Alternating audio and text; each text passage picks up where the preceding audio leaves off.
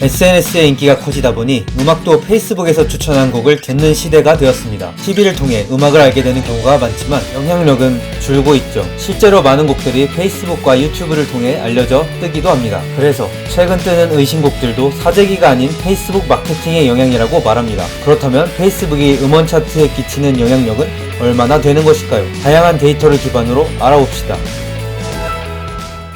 최근 방영된 그것이 알고 싶다에서는 페북픽은 보여주기식이라는 인터뷰들이 많았습니다. 정말 그럴까요? 이 자료는 작년 쇼네 웨이백홈 1위 논란 때 소속사에서 뉴스엔 등에 직접 공개한 자료입니다. 이 자료를 통해 당시 페이스북 포스팅 날짜와 일간 이용자 수의 증감을 구체적으로 알 수 있습니다. 먼저 6월 26일과 27일에 타이틀곡 생각나의 티저와 뮤비를 공개합니다. 총 117만 도달을 기록했지만 대중들에게 거의 무명이라 그런지 탑 100에 들지 못합니다. 이후 6월 29일 타이틀곡이 아닌 웨이백홈을 홍보하기 위해 가사 영상을 올렸습니다. 당시 멜론 일간 이용자는 7,200명 수준, 그리고 며칠간 광고를 집행해 총 82만 도달을 기록합니다. 일간 이용자가 늘어나기 시작합니다. 첫날 3,400여 명, 둘째 날 2,400명, 셋째 날 1,248명이 늘어나 19,000명 수준까지 올라갑니다. 하지만 순위는 500이 바뀌었습니다.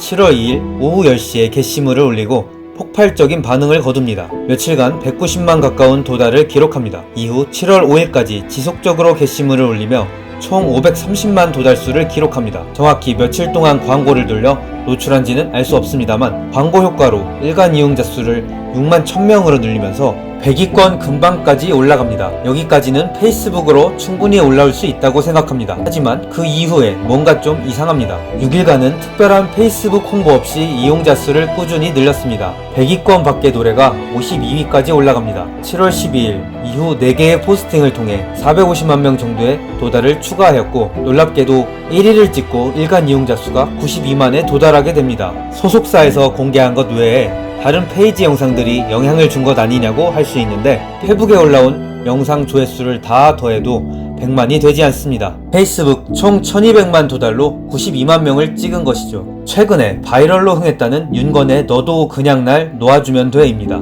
쇼니 노래를 발매한 지 5달 후인 2018년 11월 29일에 나왔습니다. 윤건은 비긴 어게인에 출연하여 인지도가 높았던 상황이었습니다. 게다가 어마어마한 페북 노출량을 기록했음에도 1위를 찍지 못합니다. 12월에만 관련 영상 총 도달량이 1900만이었습니다. 멜론 1위를 찍은 쇼 노래의 총 도달량이 1200만 이하였다는 점에서 이 노래는 진정한 페북픽이었는데요. 그럼에도 일간 이용자 13만 명으로 순위는 간신히 50위 안에 들었습니다. 쇼처럼 이용자 수가 매일 몇십 % 꾸준히 늘지도 않았습니다. 1%의 저성장을 하거나 심지어 감소하기도 했죠. 1월에는 더 화제가 되어 2200만 도달량을 추가로 기록합니다. 일간 이용자 36만 명으로 최대 9위를 기록합니다. 역시 1위와는 거리가 멀었죠. 2월에도 550만 도달을 추가해 최대 이용자가 38만 명까지 올라가며 7위를 찍습니다. 그 후 순위가 하락하게 됩니다.